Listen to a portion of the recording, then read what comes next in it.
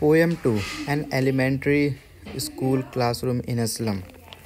Short answer type questions यहाँ पर 30 to 40 words में एक आंसर लिखने हैं। तो पहला क्वेश्चन क्या है हमारा, how does the poet describe the faces of the children in the classroom? Answer, the poet says that the faces of the children don't show any sign of strength और vitality. They look very pale. Their untidy hair hangs around their pale faces like rootless weeds. कवि कहता है कि बच्चों के चेहरों पर किसी शक्ति या फुर्ती के चिन्ह दिखाई नहीं दे रहे हैं। वे बहुत पीले लग रहे हैं। उनके ऊबड़ खाबड़ बाल उनके पीले चेहरों के चारों तरफ जड़ रहित घास पात की भांति लटक रहे हैं। क्वेश्चन नंबर 2 क्या कह रहा है, how does the poet describe some of the children in the classroom? कवि कक्षा में कुछ बच्चों का वर्णन कैसे करता है बताओ जरा।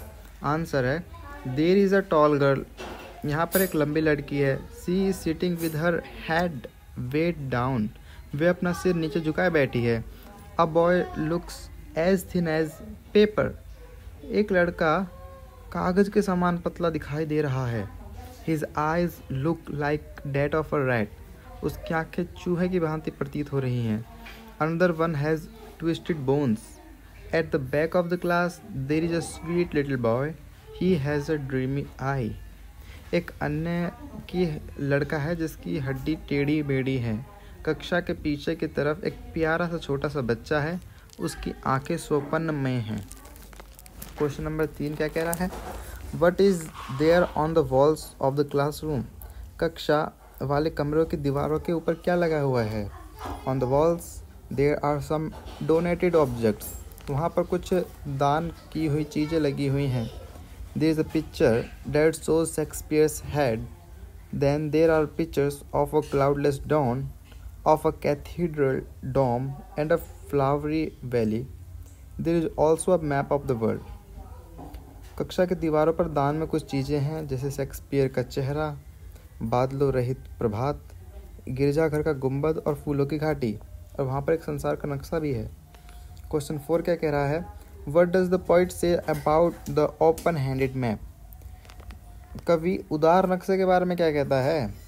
The map has been called open handed because it shows all the seas and the lands there are in the world, but he says that for poor children, this world is not their world. Their world is limited to what they can see from the windows of the classroom. कवि कहता है उदार नक्शे को उदार कहा गया है क्योंकि उसमें सागर और दुनिया में के हर स्थान हैं, किंतु यह दुनिया निर्धन बच्चों की दुनिया से बिल्कुल अलग है। उनका संसार वहीं सीमित है जो वह कक्षा की खिड़की के बाहर देख सकते हैं। क्वेश्चन नंबर 5 क्या कह रहा है, what does the poet say about the world of children living in a slum? Answer, the poet says that the world of these children is limited to what they can see from the windows of their classroom. It is only a narrow street under a dull sky. It is far from the open world of rivers, capes and golden sands. कवि कहता है कि इन बच्चों का संसार सीमित है, जो कक्षा के कमरे की खिड़कियों के बाहर से दिखाई दे रहा है वही इनका संसार है। ये एक धूसर आकाश के नीचे केवल तंग गली सी है। यह नदियों, अंतरद्वीपों और सुनहरी रेत वाले खुले संसार से बहुत दूर है। Question number 6, why does the poet says Shakespeare is wicked? Shakespeare दुष्ट क्यों है? कवि ऐसा क्यों कहता है? आंसर कह रहा है, the poet does not really mean to say that the Shakespeare is wicked. He only means to say that a picture of Shakespeare head is of no use here in a slum. It can be called wicked in the sense that it will tempt the children to steal it away. कवि सचमुच में ऐसा कहना नहीं चाहता है कि Shakespeare दुष्ट है। उसे कहने का केवल इतना अर्थ है कि शेक्सपियर का चेहरा गंदी बस्ती के लोगों के किसी काम का नहीं है। इससे इस दृष्टि से दुष्ट कहा जा सकता है कि बच्चों को इसे चुरा ले जाने के लिए प्रलोभित करेगा। Question number 7, why has the map has been said to be a bad example? The map shows all the seas and the lands of the world, But the world of poor children living in a slum is very different from the world. It is only a narrow street under a dull sky. That is why the poet calls the map a bad example of a world for the children. How has life of children living in a slum been described? गंदी बस्ती में रहने वाले बच्चों का जीवन का वर्णन कैसे किया गया है? Answer: The little homes of these children are no better than cramped holes. ये तंग सुराखों के से बेहतर चीज़ नहीं है. They are likely catacombs. Here the poor children spend their lives from birth to death. They are so skinny that all their bones can be clearly seen under their skins. इन बच्चों के छोटे छोटे घर तंग सुराखों से कोई बेहतर नहीं है. वे तहखानों में बनी कब्रों के समान हैं. यहाँ बच्चे जन्म से मृत्यु तक जीवन यहीं पर गुजारते हैं. वे शरीर से इतने पतले हैं कि उनकी चमड़ी से उनकी हड्डियाँ साफ दिखाई पड़ सकती हैं. Question number 9. What does the poet wants the governor, the inspector and the visitor to do? कवि गवर्नर, इंस्पेक्टर और दर्शक के द्वारा क्या करवाना चाहता है?